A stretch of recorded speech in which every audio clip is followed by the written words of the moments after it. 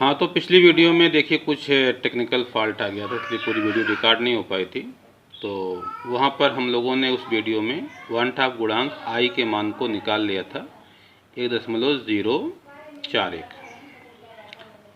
अब देखिए उसके बाद क्वेश्चन को क्या करना है। एसिटिक एसिड के बारे में बात कही जा रही थी। तो एसिटिक एसिड क्या है? दुर्बल विद्युत अपघट्य है। मतलब ये पानी में अगर हम इसको डालते हैं तो इसके जो अणु होते हैं वो पूर्ण रूप से आयनित नहीं होते हैं, कुछ होते हैं कुछ नहीं होते हैं। तो ऐसे पदार्थों को क्या कहा जाता है? दुर्बल विद्युत अपघट्य, जिसके सभी अणु जल में डालने पर आयनित नहीं होते हैं, उसे क्या कहते हैं? दुर्बल विद्युत अपघट्य।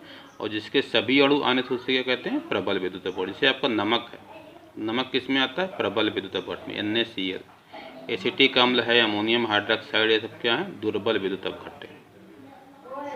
यदि एसिटिक अम्ल की वियोजन की मात्रा अल्फा है तथा एकांक आयतन में एसिटिक अम्ल, इसका फार्मूला मैंने लिखा है, के मोलों की संख्या स्मॉल n है।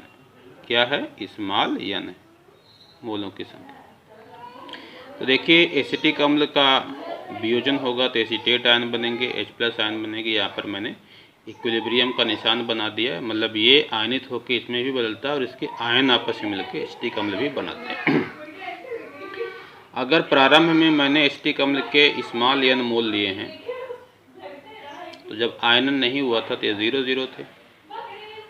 अब अगर वियोजन की मात्रा अल्फा है, वियोजन की मात्रा अल्फा होने का मतलब अगर इसका 1 मोल होता, ध्यान से समझिएगा, तो इसके अल्फा मोल क्या हो जाते? वियोजित हो जाते। यानी ये बनता अल्फा एसीटेट आयन और H+ आयन भी क्या बनता? अल्फा बनता।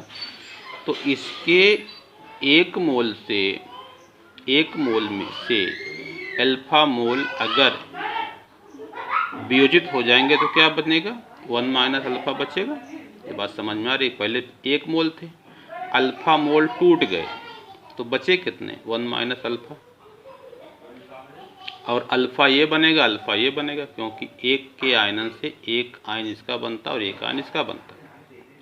लेकिन अगर इसके n मोल शुरू में लिए गए हों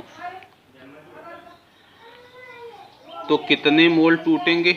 1 मोल रहता है, 1 मोल अगर लिया जाता है तो अल्फा मोल टूटता है। और अगर n मोल लिए जाएंगे तो कितने मोल टूटेंगे? n अल्फा मोल टूटेंगे। बात समझिएगा। एसिटिक अम्ल का अगर 1 मोल लिया गया है तो अल्फा मोल टूटता है, 2 मोल दिया जाएगा तो 2 अल्फा मोल टूटेगा, n मोल लिया जाएगा तो n अल्फा मोल टूटेगा। शुरू में कितना लिया गया था? n मोल लिया गया था, n अल्फा मोल टूट गया तो एसिटिक अम्ल के मोल कितने बने, कितने बचे? n कॉमन ले लीजिए, 1 - अल्फा। तो साम्यावस्था पर एसिटिक अम्ल के कितने मोल आएंगे? n 1 - alpha. समझ पा रहे हो ना कैसे आ गए भाई? n मोल थे और n अल्फा मोल क्या हो गए? टूट गए, आयनित हो गए। तो बचे के, बचे कितना? n - n alpha. n common ले लीजिए, 1 - अल्फा। एसीटेट आयन कितना बनेगा? n alpha. और ये भी कितना बनेगा? n alpha. n अल्फा इसके टूटेंगे, जितने मोल टूटेंगे उतने मोल इसके और इसके बनेंगे। अब वियोजन से पूर्व मोलों की संख्या अगर देखिए तो वियोजन से पूर्व केवल इसके n मोल हैं, यहाँ 0 यहाँ 0 है। तो वियोजन से पूर्व मोलों की संख्या क्या? n है। वियोजन के बाद मोलों की संख्या देखिए, इसके कितने मोल हैं एसिटिक अम्ल के? n ब्रैकेट में 1 - अल्फा, इसके n अल्फा और इसके n अल्फा। तो ये गुणा कर लेंगे तो n और n alpha, n alpha, n alpha cut जाएगा, n कॉमन लीजिए, 1 + अल्फा। तो 1/2 गुणांक क्या होता है? वियोजन के बाद मोलों की संख्या बटे वियोजन के पूर्व मोलों की संख्या। तो वियोजन के बाद कितने मोल हैं? n ब्रैकेट में 1 + अल्फा। वियोजन के पहले कितने मोल थे? n मोल थे, देख रहे हैं ना, n मोल थे, यहाँ लिखा भी मैंने। तो मान रखेंगे, हल करेंगे तो y बराबर मिलेगा 1 + अल्फा। अब देखिए i का मान मैं पहले ही निकाल चुका हूँ, यहाँ निकाल चुका हूँ 1.041। तो जब उस मान को यहाँ पे रखेंगे तो i का मान यहाँ रखेंगे 1 + अल्फा।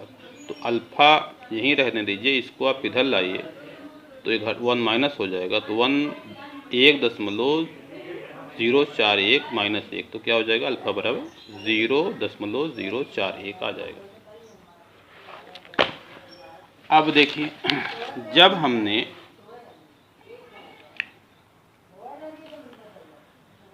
अल्फ़ा निकाल लिया, n निकाल लिया, तो अब देखिए क्या है,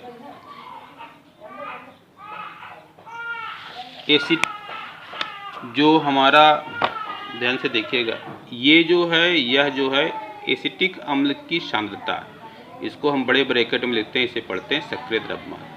और ये जो है वह एसीटेट आयन की सांद्रता, और ये क्या है, H+ आयन की सांद्रता। कहाँ पर, साम्यावस्था पर। तो साम्यावस्था पर जो सांद्रता है एसिटिक अम्ल की वो क्या है, N ब्रैकेट में 1 - अल्फा है, एसीटेट आयन की N अल्फा है, H+ आयन की N अल्फा। तो एसिटिक अम्ल का वियोजन इस प्रकार होता है। तो इसके लिए जब हम आयनन स्थिरांक लिखेंगे Ka, A का मतलब एसिड के लिए, तो ये जो इधर वाला है इसको ऊपर लिखा जाता है, प्रोडक्ट साइड को ऊपर लिखा जाता है, यानी एसीटेट आयन की सांद्रता, H+ आयन की सांद्रता बटे एसिटिक अम्ल की सांद्रता। रिएक्टेंट को नीचे, प्रोडक्ट को ऊपर लिखा जाता है।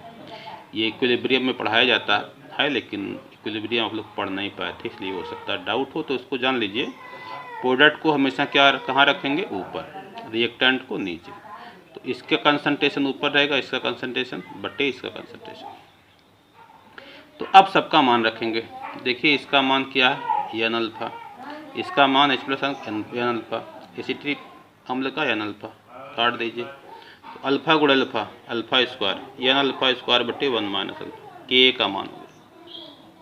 N तथा अल्फा का मान रखने पर N का मान, अभी मैंने बताया था ना, जो मोललता आई थी वो 1 किलोग्राम में मोलों की संख्या थी, वही N का मान रखा जाएगा। अल्फा का मान देखिए मैंने निकाला 0.041, उसका स्क्वायर है, स्क्वायर कर दिया गया, 1 - अल्फा, अल्फा का मान रखा गया। तो स्क्वायर करने पर इतना आएगा, इसको मैंने कैलकुलेट कर लिया है, आप भी करिएगा।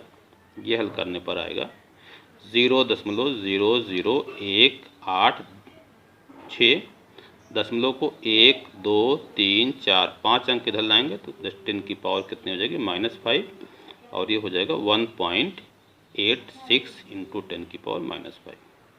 तो ये इसका आंसर है, और इसी के साथ एग्जाम्पल समाप्त हो गए हैं। अब हम अगली वीडियो से इसके पाठ निहित क्वेश्चनों को करेंगे।